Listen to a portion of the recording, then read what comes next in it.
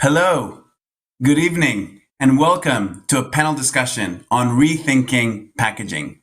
My name is Yoni. I am your host for today, and I am a partner at Systemiq, where I lead our work on plastic and packaging. I want to start by thanking The Economist for the invitation to host today's panel and also for the World Ocean Summit event. On their behalf, I want to welcome you, our audience, to this discussion, and I hope it will be informative and insightful to all of you. Alternatives to plastic and the conversion of plastic packaging into reuse models has tremendous momentum in the last few years, with many companies making the shift and even seeing examples of regulatory mandated reuse, such as in France. Today's panel will talk about the opportunities and challenges for packaging that this shift represents. We will ask, where are innovative alternatives to plastic making an impact today already? And what more can the packaging industry do and packaging companies do to minimize plastic waste and ensure the shift to a circular economy? We have a fantastic panel lined up today, which I would like to now introduce. So we have Bertrand Swiderski, the Chief Sustainability Officer from Carrefour. Welcome, Bertrand. We have Anna Hello, Gascon, the World Without Waste Director from Coca Cola Europe. Good evening. And we have Ignacio Gavilan, the Director of Sustainability from the Consumer Goods Forum. Welcome, Bertrand. Welcome, Hello. Anna. Welcome, Ignacio. Fantastic to have you. Thank you. Let me start. Let me go straight in and ask the first question to you, Bertrand. Can you please give us the retailer perspective on this reuse transition and new delivery models, and in particular, how is Carrefour rethinking packaging, and what is driving your ambition? Okay, great. Just before giving you on the feedback on what we are doing, I would like to say that the issue of plastic waste is one of the most pressing global challenge of our time, and it's not only in one country; it's all over the world.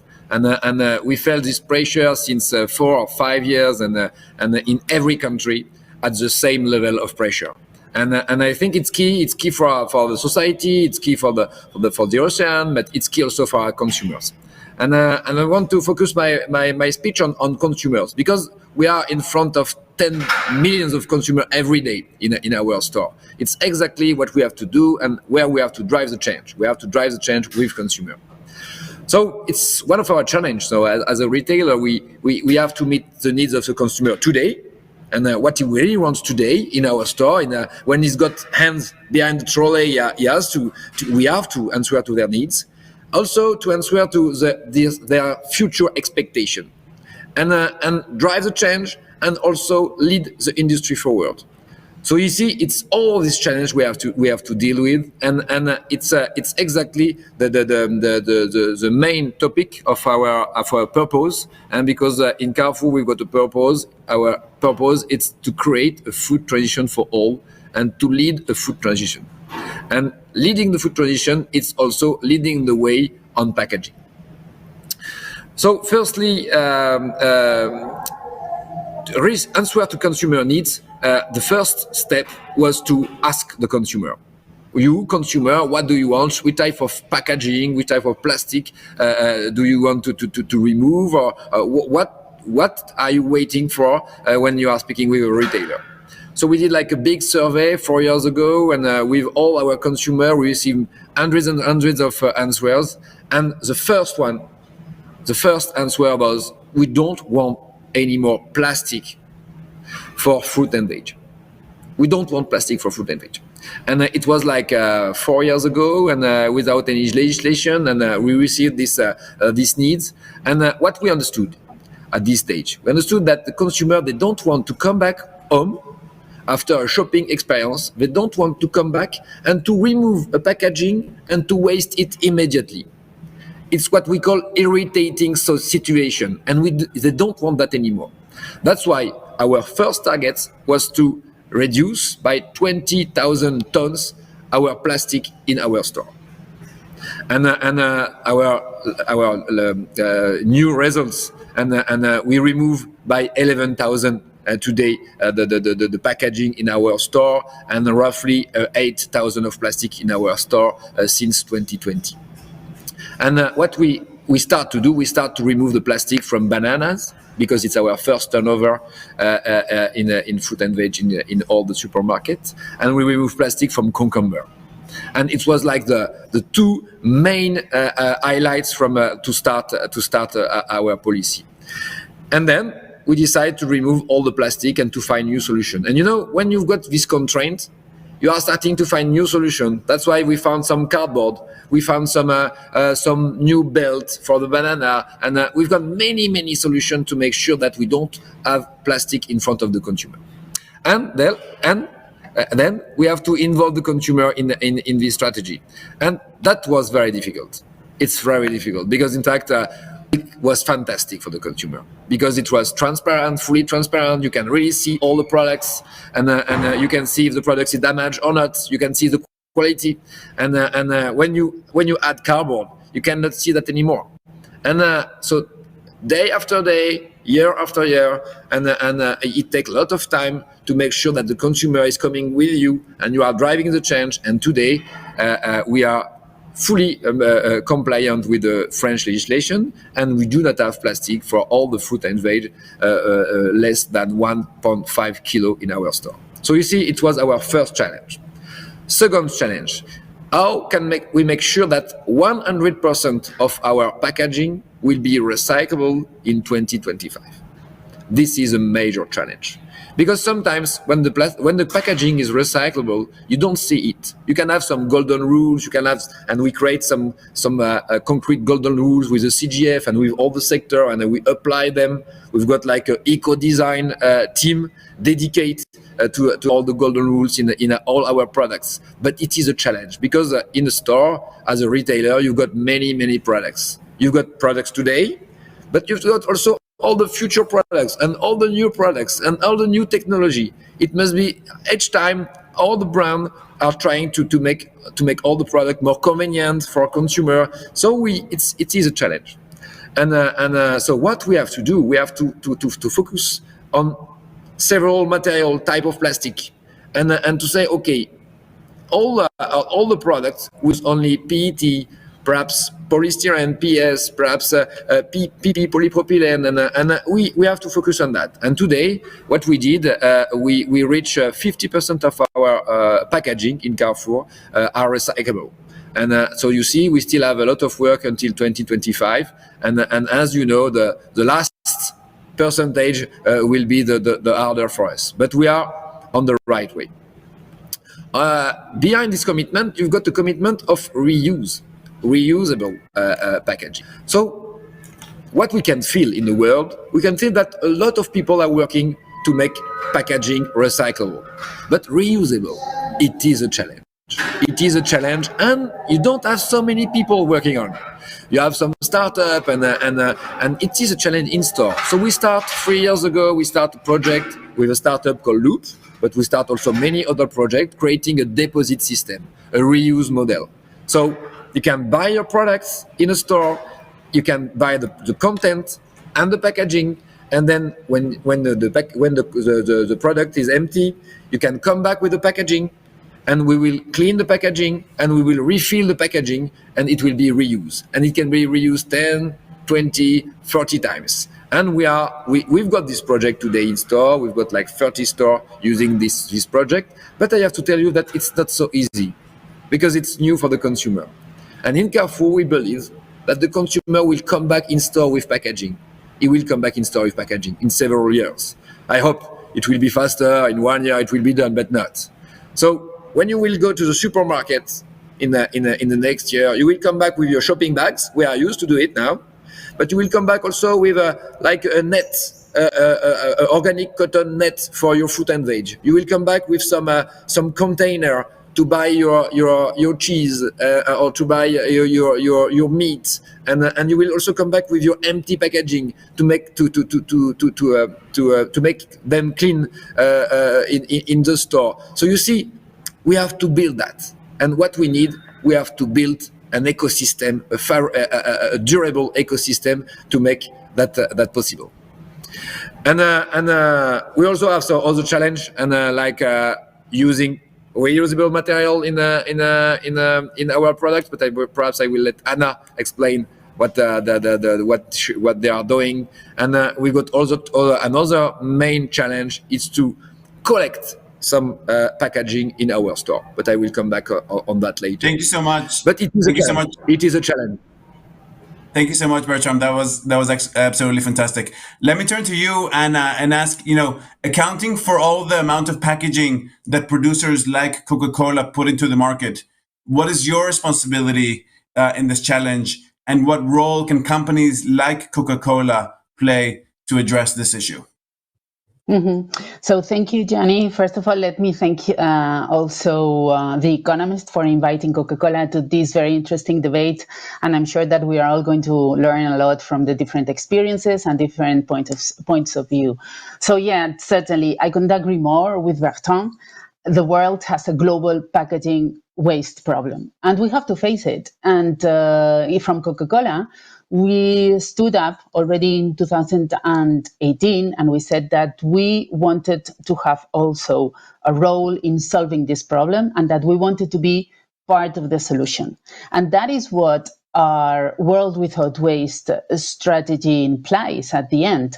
We launched this strategy in 2018, as I said before, with multiplied efforts, with more ambitious commitments to be applied globally in all the countries where we have operations, which is very challenging because it's no matter how sophisticated and how developed your packaging and collection system might be in your country, we have the same commitments all over the world. So this strategy implies three pillars. Everything that is under eco-innovation, we put it in the design pillar. We also tackle 100% collection, which is our main target in this strategy that we want to reach by 2030. So we want to collect from the market 100% or the equivalent to all of the primary packaging that we put into the market by 2030. And the last part is about partnerships, which for us is absolutely key. And for us, it's super important to have like a very clear purpose in mind. We know that we want to tackle this problem and that we want to solve it, and but we also know that we need a roadmap, we need a strategy, and we have it. So that is why we are very confident in reaching our targets and our commitments. And this is absolutely key, not only because we don't want to see our packaging polluting the environment, and it's not only because we want to reintroduce that packaging into the value chain, not to miss it, because it's absolutely a valuable resource. It's also because it has a huge impact in our CO2 strategy and in our climate action strategy. In Europe, we've got a commitment of being net zero by 2040, and packaging has a huge role there. Because it implies 40% of our CO2 footprint. Globally, it's 25-30%, but in Europe, it's even bigger. So if we do it right in packaging, we've got a lot of chances of doing it right also in a net zero environment. So that is why we believe, as you said before, Johnny, that big corporations like the Coca-Cola company have a huge role in reducing and giving a solution to CO2 strategies by having circular economy methodologies, making sure that all of the packaging that we put into the market is as ecological and eco-friendly as possible. But we are also very aware that we cannot do it alone. So that is why collaboration and partnerships are absolutely key. And I think that this panel is a great description of what we need. We need to be together, driving in the same direction, joining forces to show society that absolutely the change is possible, but we need to create among industry partners, retailers, NGO, a systemic change. It's not about only Coca-Cola doing its best to put the packaging that we put into the market in the most eco-friendly way. It's about investing in more sustainable production models. It's about, as Bertrand said before, consumer trends and how that consumer awareness has to be changed, and how we have to educate them in using our packaging in some other ways. And it's also about multiplying investments. So that is the road in which we are. We are fully committed, and we know that we are advancing at a good pace, but we've got plenty of things to do, and we are prepared to do it. Thank you, Ana, so much. Before I move to Ignacio, you talk a lot about partnerships and collaboration. Ana, can you give us a specific example of partnerships or collaborations that Coca-Cola has been a part of recently on this challenge? Sure. So, for example, I can give you a great example that we are actually carrying out with Bertrand and Carrefour, because we were one of the first partners to join the Loop initiative. And we are super happy to be doing that, because that is all, I mean, this is just like a starting point. But as is what it was commented before, this is like changing the habits little by little of our consumers. And this is totally linked to one of the targets that we have recently launched. I don't know if you might have heard about it, but the Coca-Cola company is going to invest heavily, and it's going to multiply our efforts to reach by 2030 25% of all of our global portfolio in reuse. And that implies, of course, initiatives like the Loop initiative we did with Carrefour, but it implies everything that has to do with refillable glass, refillable PET, and dispensed, which is the volume that we give in fountains in our different clients. So that is certainly one of the collaborations, but we are also collaborating with Carrefour in a great initiative that they have developed, which is the Food Transition Pact. And I'm actually very happy to be part of the packaging group, in which we all get together, not only Coca-Cola and Carrefour, but what is absolutely very powerful is that all of the suppliers of Carrefour are getting there in those working groups, working together to put in place the best way of putting our products and offering our products with the less environmental impact. So for example, that is a great example of the collaborations that we are carrying out right now with Carrefour. But of course, we've got many other clients with whom we are collaborating in that sense. Excellent. Thank you, Ana. Now let me turn over to Ignacio. So, from your perspective, obviously the Consumer Goods Forum being an industry association, that the leading industry association, one may say, working with retailers and brands on this issue, kind of what is, from your experience, what is your recipe for better plastics management and for reducing plastic waste, in particular for retailers and manufacturers within the FMCG sector? Yes, thank you, Johnny, and a good day to everyone. And thank you again to The Economist for the invitation. So maybe perhaps a quick word about the CGF, since some of you might not be familiar. This is a CEO-led organization that helps the world's retailers and consumer good manufacturers, two of them today on the call, to collaborate alongside other key stakeholders to secure consumer trust and drive positive change in issues such as plastic. We consider ourselves a do-tank, right? We pride ourselves in the ability to produce a range of toolkits and guidelines and manuals to help the members implement key commitments, such as the fight against plastic waste. So I think we all know we have a problem with plastic waste, right? We at the FMCG sector are in a super powerful position to deliver impactful, industry-led solutions to help ensure that no plastic ends up in nature. And we need this collaborative action, which is part of the recipe, and I'll go in a minute into specific points of this recipe. So we created a plastic waste coalition, which is in a formidable position to help drive positive change on this plastic waste challenge towards a circular economy, given a number of issues, right? The scale of the waste is globally, as both speakers pointed out. We have a direct and very visible association with it. There is a desire from governments to raise funding for new waste handling facilities. There's a risk of cost impact, of course, for the industry. There's a growing focus as well on the social and economic trouble that waste speakers could generate. There's an inability of any of our members, as Anna pointed out, to solve this issue alone. And on the positive side, there are opportunities that can arise from the recovery of what we call waste today that could be a raw material in the future.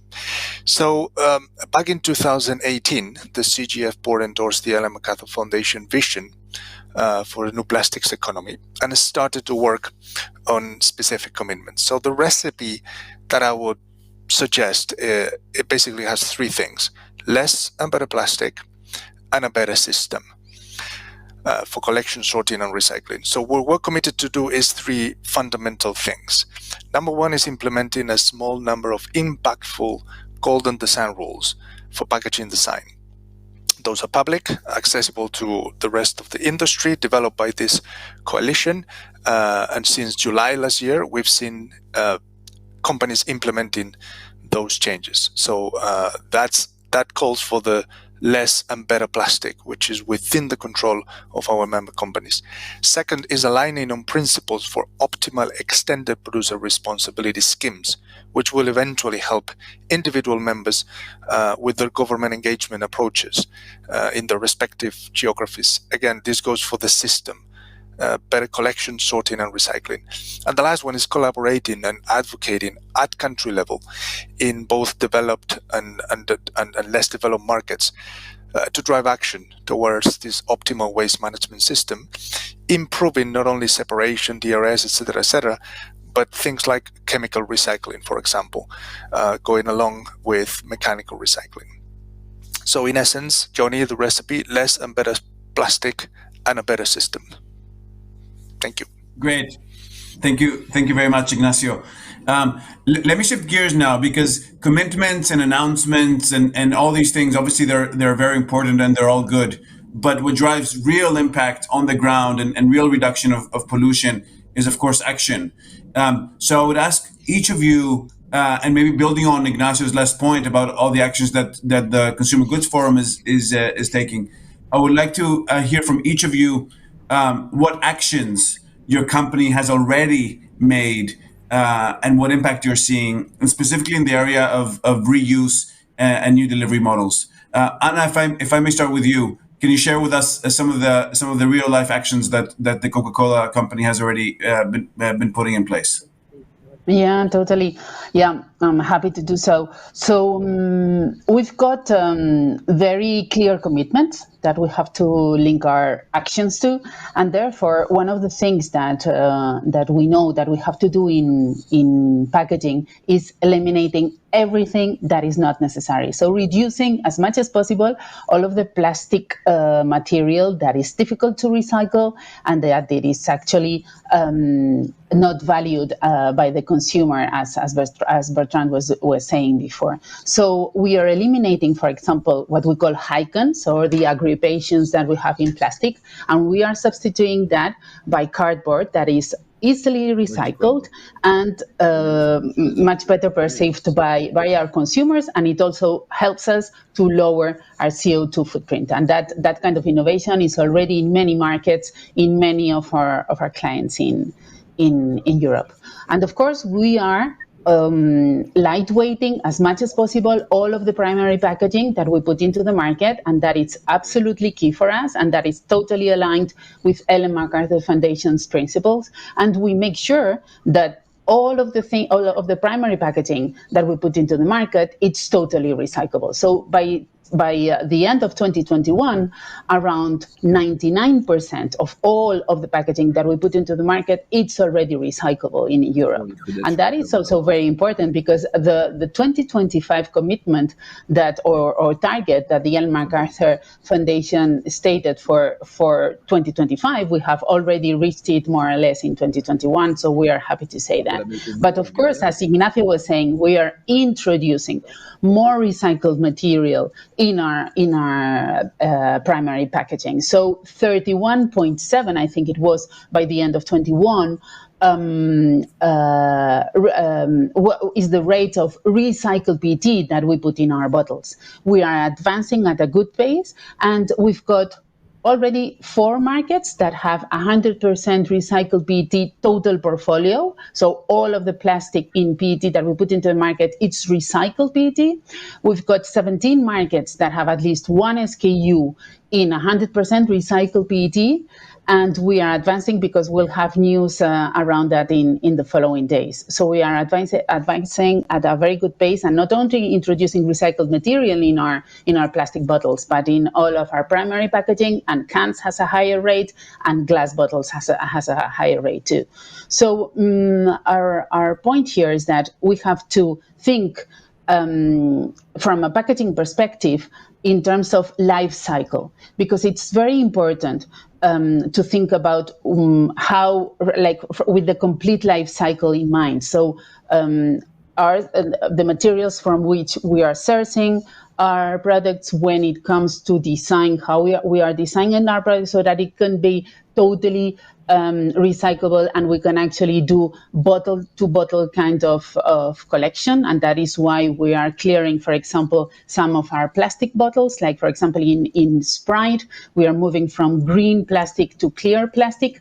And of course, everything that has to do with reuse and everything that has to do with collection has to be taken into account to have a complete vision of the LCA of all of our packaging. So yeah, we are advancing at a good pace, but a lot of things to be completed. Excellent. Thank you, Anna, and looking forward to hearing the news that you have in the coming days. Bertrand, if I may shift to you, what are the specific actions that Carrefour is taking specifically on reuse and new delivery models? Yeah, thank you very much. But I would like to come back on what Anna said on our partnership, because Anna and she's leading in Coca Cola, and she's leading the working group on packaging with us on the Food Transition Pact, and partnering is key. We don't have the choice, and not only between Coca Cola and Carrefour. When we work with Anna on the packaging working group, we work sometimes on the other products with other brands, and because in front of us we don't know what we have to do, and we have to build something. And it's not a topic. You know exactly what you have to do, and you have to implement it.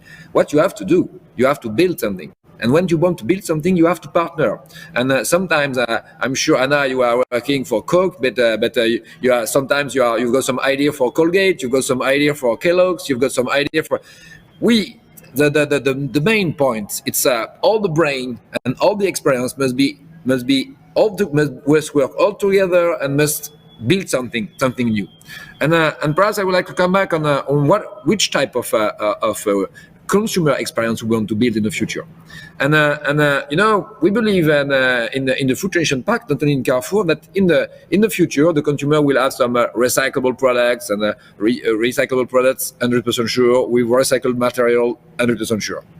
And we believe that also in the future you will have an experience of bulk experience. And we believe that sometimes you will have some consumer, perhaps they want to have the right quantity, they want to have a better price, they don't want to have any packaging, and we must, and it's our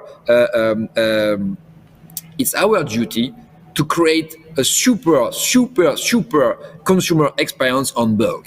And you must come back with your own container in store, and take some pasta, take some food on bulk, and the right quantity, come back home, and then come back with your own container. We have to do that, and we don't have the choice. It will be a reality in few years, and it will be a reality in Carrefour this year, and it will be a reality in the daily life of many consumers around the world in few years. Also, we have to build, as I said already, a reuse model for a product that does not fit exactly to the bulk system, and when it's a little bit creamy for fresh product, and when it's liquid, for example, and reuse, it is a model, and we have to find it and we have to build it. And also and it's exactly what we are doing. And I don't want to come back on what Anna said, but we've got the project. It's today. It's implemented in store, and we also are starting another project. It's to collect packaging in our store, and it is a trend. It is a huge trend, and we will have like a 50 machine in store to collect all the PET bottle.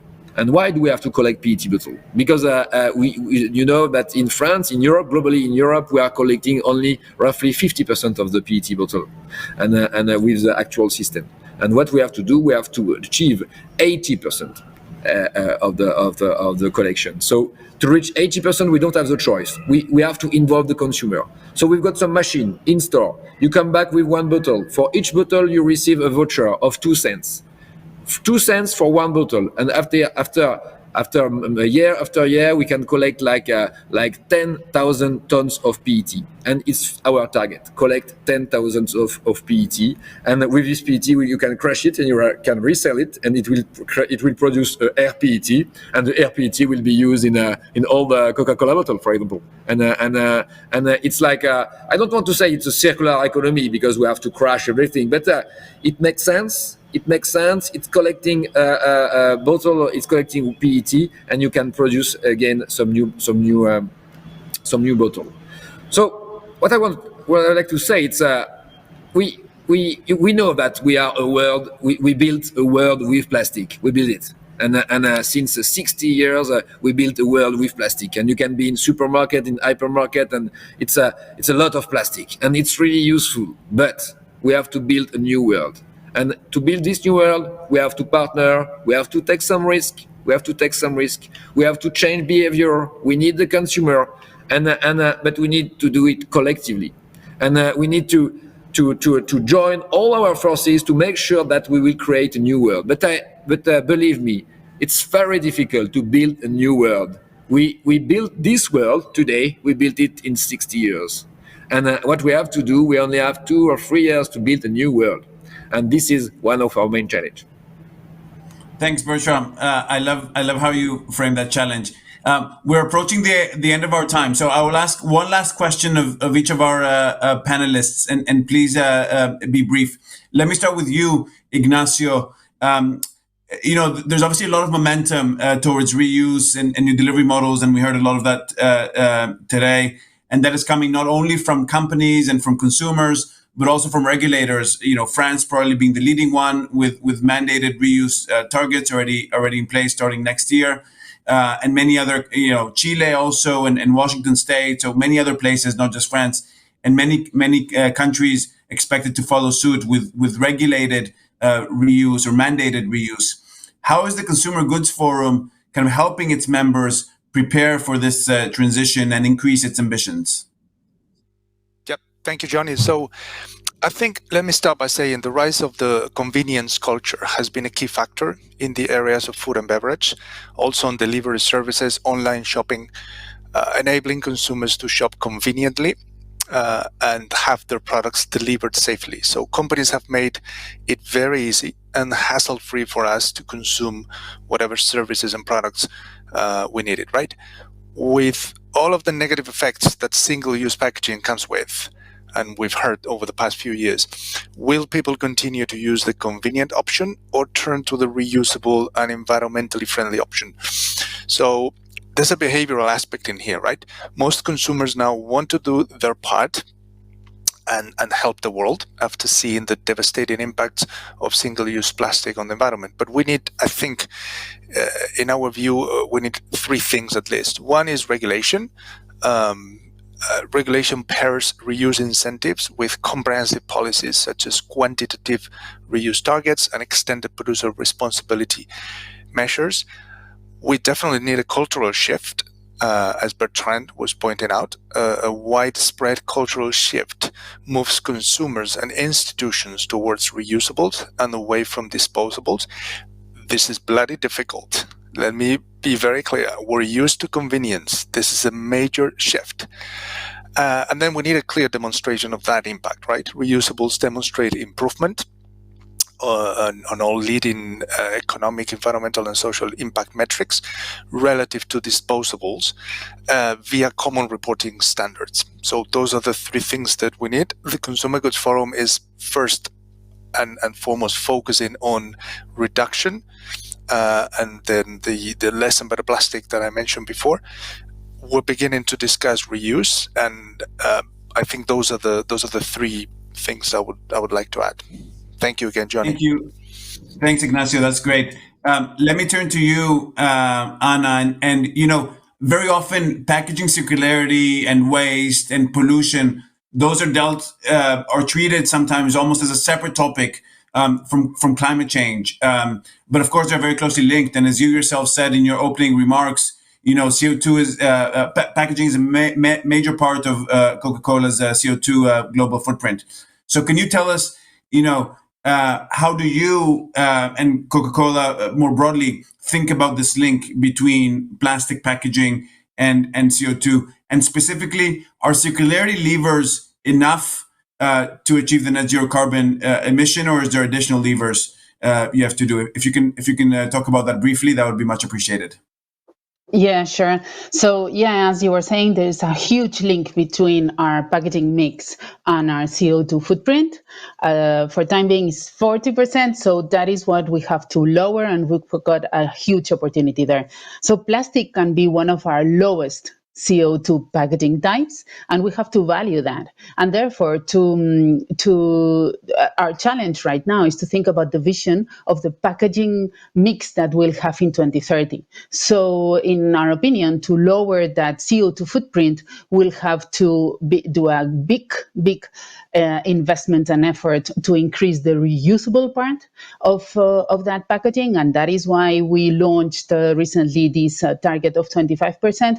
But we will still be counting in plastic packaging, and of course we'll have to reduce all the amount of plastic and unnecessary materials that we put into the market, and that is something that we absolutely do from a prevention point of view. But also we are thinking about the vision of the bottle of the future, and that is about having a PET bottle in 2030. The vision that we have from the Coca Cola perspective is that none of that PET would come from virgin PET from fossil fuels. It would be 70-80% recycled PET from mechanical PET that we right now have in the market, and the rest of the PET would be virgin-like PET coming from chemical recycling or renewable sources. So that is our vision about the possibility of reducing the carbon footprint, not only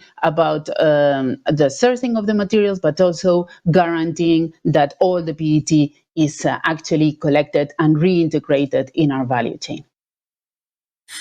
Great. Thanks, Anna. And last question to you, Bertrand. I think the benefit of new delivery models such as refill and reuse and dispenser, I think those are very clear from an environmental perspective and even from an economic perspective.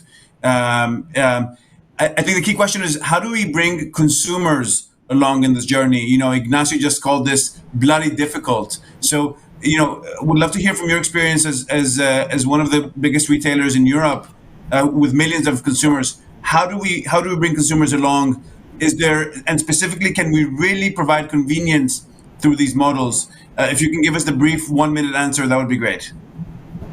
No, yeah, sure. And what we have to do, we have to identify the 10 paining points, the 10 irritating situations when you want to do your shopping in bulk without packaging, and we did it. And because today it's working, and we sell some products in bulk, but it's very difficult. It's like a battle, and if you really want to buy a product, it's really difficult. And what we have tried to do, and we are trying to do with we create a bulk challenge all over the world to identify all the startups able to erase all the irritating point of the consumer experience, and we want to develop a new experience, a super experience, a great shopping experience. So if you want to democratize bulk and the zero waste shopping experience. What you have to build the best shopping experience. It must be cheaper, it must be more convenient, and it must be obvious for consumer. And if you want to buy some, cash nuts, and if you compare cash nuts in bulk and cash nuts in packaging, it must be cheaper in bulk, and it must be better, and it must be a new quality, it must be new products. And you see, you should use the fact that we are selling products to leverage the zero waste initiative. Excellent. Thank you so much for that. Wow, I think we heard so much from our panelists. There was so much insight there. I think my 3 key takeaways from this conversation was, number 1, plastic waste is a top issue for some of the world's biggest companies, biggest FMCGs. And this is an issue at CEO level and at board level, because consumers simply don't want to have this inconvenient plastic experience. I think Bertrand called it the irritating experience. And companies who want to delight their consumers really need to take this issue seriously and think about redesign. I think that was number 1. Number 2 thing that I heard from our panelists today is that reuse is a central part of their strategies. We heard Carrefour introducing Loop as one example. We heard Coca Cola with ambitious targets committing to 25% reusable packaging by 2030. We heard everything that the Consumer Goods Forum is doing to help companies in this transition and to increase their ambition. So this is a central part of their strategy and not a side thing. And number 3, we heard very clearly the importance of partnerships, right? No company can do this alone. I think that's clear. Companies need to collaborate and be proactive about that. Collaborate with their value chain, but also with governments, and really find ways to put these models in place. With that, I want to send another heartfelt thank you to our 3 panelists, Bertrand, Anna, and Ignacio. Thank you so much for your time and for your insights. And thank you to The Economist for hosting us. And with that, I wish everybody a great day, and stay tuned for the next session of the 9th Annual World Ocean Summit. Thank you very much.